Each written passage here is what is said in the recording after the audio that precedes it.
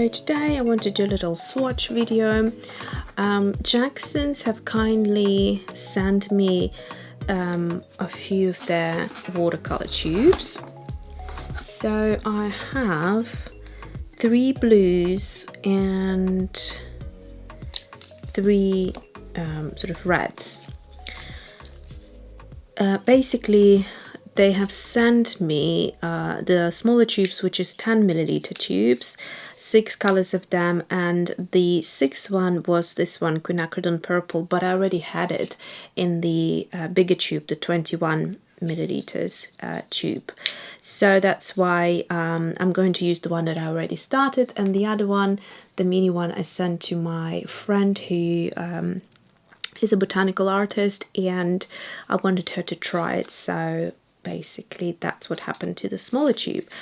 Okay, so let's look at the colors. I'm sorry about the lighting. Again, it's I have time now to film, but during this time there is loads of sun. Let me see if I can fix it a bit.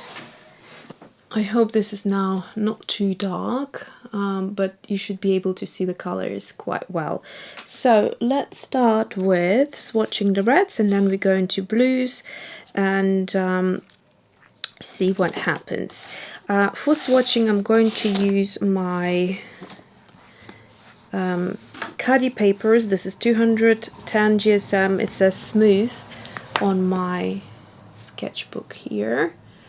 And this is like recycled paper that's made in India, and it's my swatch book, which has only 6 pages left. So yeah, I'm trying to finish it. I've been using this sketchbook for many years. I think when I first started my YouTube channel, maybe even before that.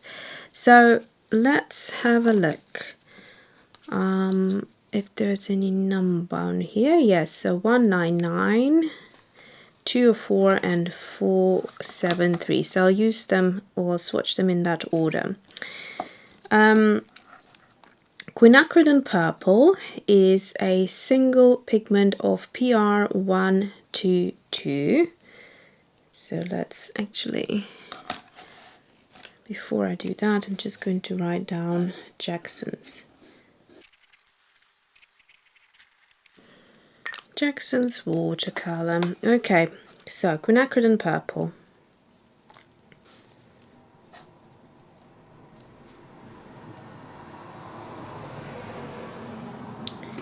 And then we have permanent magenta.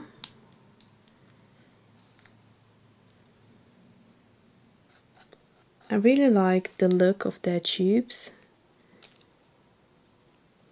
They have a nice contemporary look. Sorry, so the permanent magenta is a PV19. Then we have permanent alizarin crimson deep, and this one is PR206. On the swatch here, it almost looks like Quin Sienna or something like that. So let's have a look. I don't think I have a color similar to this, or maybe similar but not sort of alizarin crimson that looks like that. And then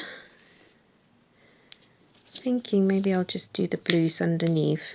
So first one we have Cobalt blue, which is a PB28, Ultramarine light, and this one is PB29, Cerulean blue, PB35. I think all of them are single pigments. So I have asked for granulating colors and sort of colors that within the pinks that I would use in my face illustrations, and those are the colors that they sent me. So I'm really looking forward to try them out.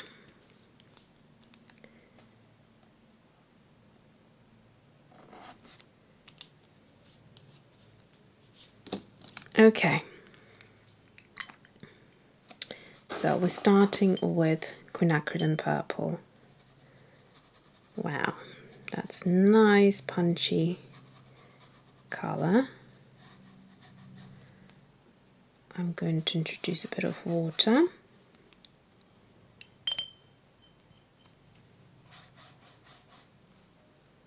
That is gorgeous.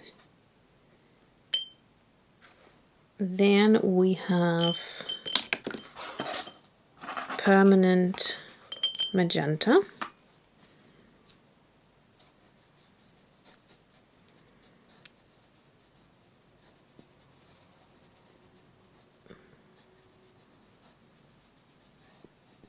This is very beautiful. This one almost reminds me of Quinacridone Rose, Quinacridone Pink by Daniel Smith. Very, very beautiful. This is like a Quinacridone Magenta by Daniel Smith. And then here, Permanent Alizarin Crimson Deep.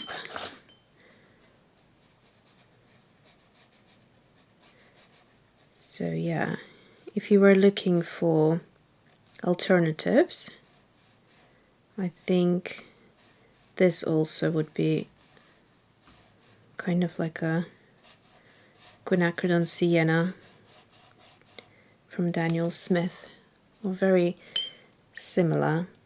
In fact, I think just as a little note to myself, I will swatch out Daniel Smith matching colors here just to see where we get.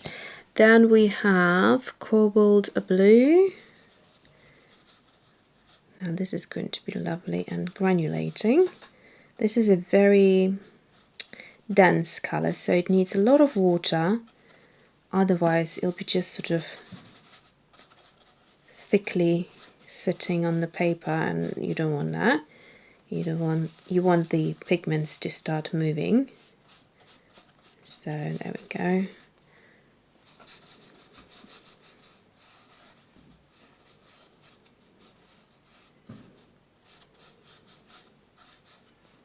Okay. And sorry, this was out of view. Then we have Ultramarine Light. So I would imagine that means that the granulation is like smaller particles.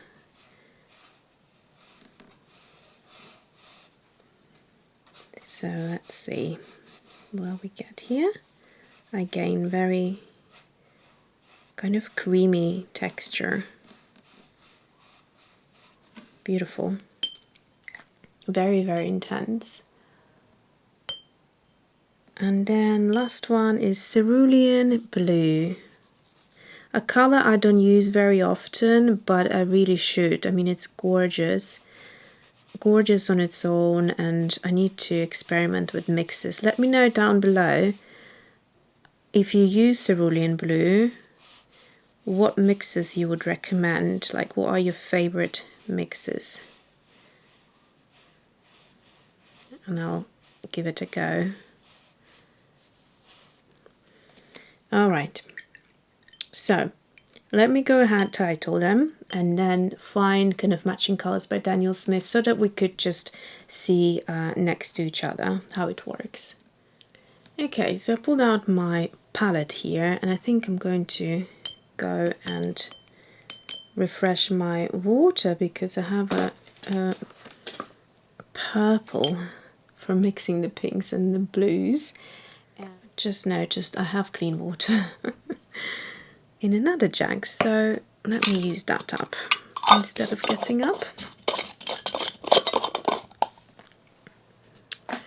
And so Quinacridone Purple reminds me very much of Quinacridone Pink. Now let's see how similar it would be.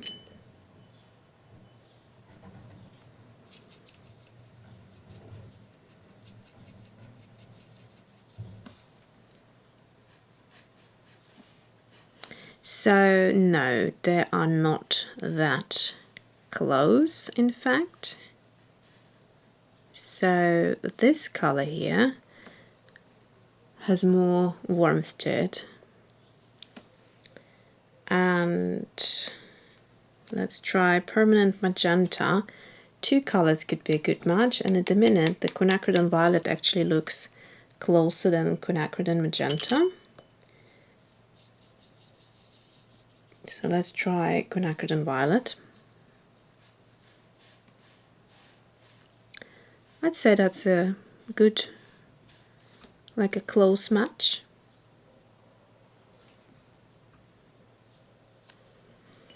Just while we're here, I'm going to also do Quinacridone Magenta side by side. Yeah, so this one is definitely closer.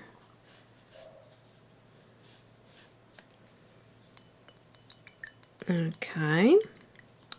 Then Alizarin Crimson Deep, I thought it reminded me of the Quinacridone Sienna, so let's see how that goes.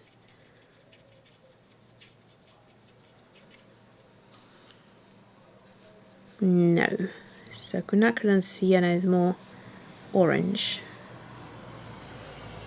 So my memory didn't serve me correctly. So this is a lot more interesting. It has actually some beautiful granulating and pigment separating almost quality about it. So that's a color I definitely want to explore. Very, very interesting. I can now, looking next to the Quinacridone Sienna, say that this is a very kind of like unique color, you know. So next ones are the blues. As you can see, I don't carry blues in my palette, but I do have, I think, the ultramarine blue to compare. Actually, while we're here, let me just try and pull out this color. It kind of reminds me a little bit of it. So Transparent Red Oxide by Daniel Smith. It's not that red, but I just wanted to swatch it while I'm still doing these colors here. Like that, yeah. So no, it's like this one with, gosh, with some brown and red in there. Very beautiful, but it's only a single pigment. It is quite interesting. Very complex color. It's difficult to pinpoint it and give like the exact description, because it's just playing with your eyes a little. It's a beautiful, very interesting color. Okay, so definitely a unique color to have. Let me get the ultramarine and then I'll be back. Okay, I went a little bit foraging in my studio and pulled out a few colors. So first of all, I am really enjoying the Jackson's watercolors. These are the 2 sets that I purchased. So these ones, the little ones, they send me to try very kindly. Thank you if you're watching, Jackson's. And then these ones I bought myself just before getting the samples or the little tubes to try. So these were the Earth set 1 and 2, and I really have enjoyed those. So that's where I will be keeping my Jackson's colors. But yeah, while I was foraging for colors, I pulled out 2 more colors which I wanted to swatch out right here, and I thought, you know, there's no point for me to swatch out ultramarine, which is French ultramarine I have by Daniel Smith. There's many different ultramarines in every single brand, and so I thought I'd rather use the space to kind of try and color match this one. So the color that came to my mind as possibly somewhere similar is Transparent Sienna by Schmincke, and I know this won't be that similar to it at all, Burnt Sienna, but I do want to swatch it still. So, oh, this one likes to escape. So let's just, I think I'm going to squeeze it out into one of my palettes to keep it for using another time. I just hate being wasteful when it comes to colors. So I'm gonna go into the tip of it on the top. So no, so this one is also not very close to that color.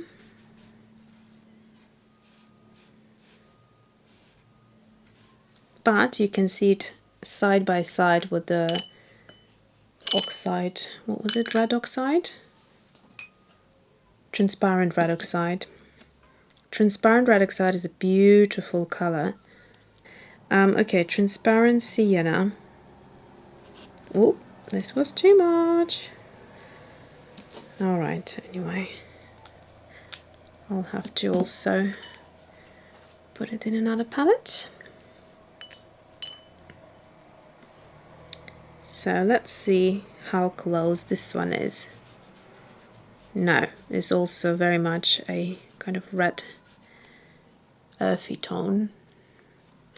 Right, so I don't have anything like this one, a very, very unusual color.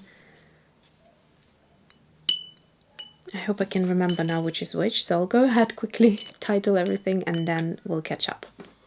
Alright, so the more I have spent time on this page, the more I'm fascinated by this color. Just my eye gets pulled, because whenever I see a color that I haven't come across before, even though I thought in my mind that I had something, and you could see by swatching, they're not even close. So sometimes when you use a color, or rather don't use a color in a long time, you kind of think that that's what it is. So speaking about some of these colors here, but it's not quite. So yeah, I mean, this color is just stunning. The fact that it's somehow just one pigment rather than a combination of a few pigments, it's just beautiful, really, really is. So this color I would highly recommend if you like to collect and use watercolors that are unique, unusual, that you don't come across easily in other brands. Definitely check out Permanent Alizarin Crimson Deep by Jackson's.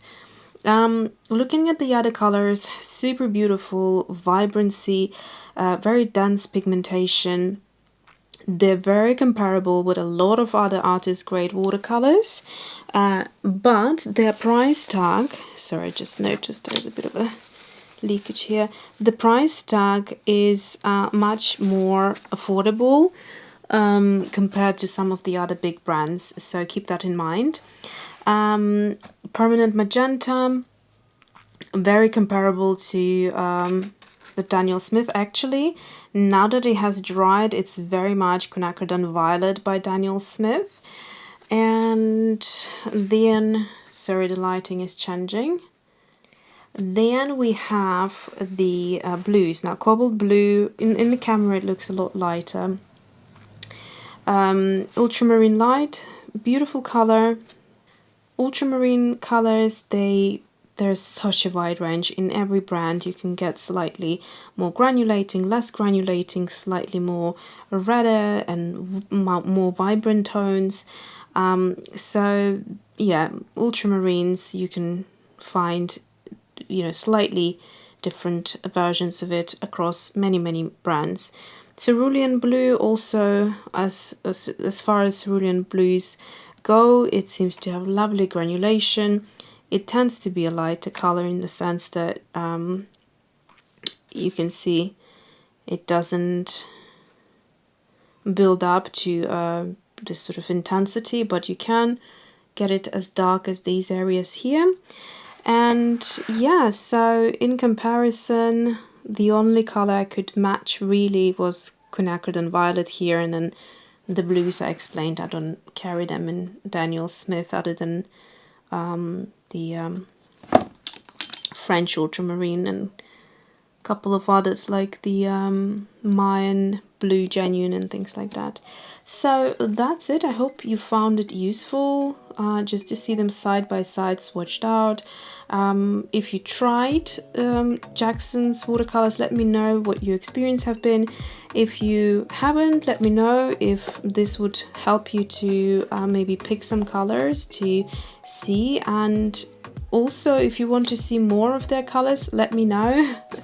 I will speak to them. And yeah, thanks for watching and see you soon.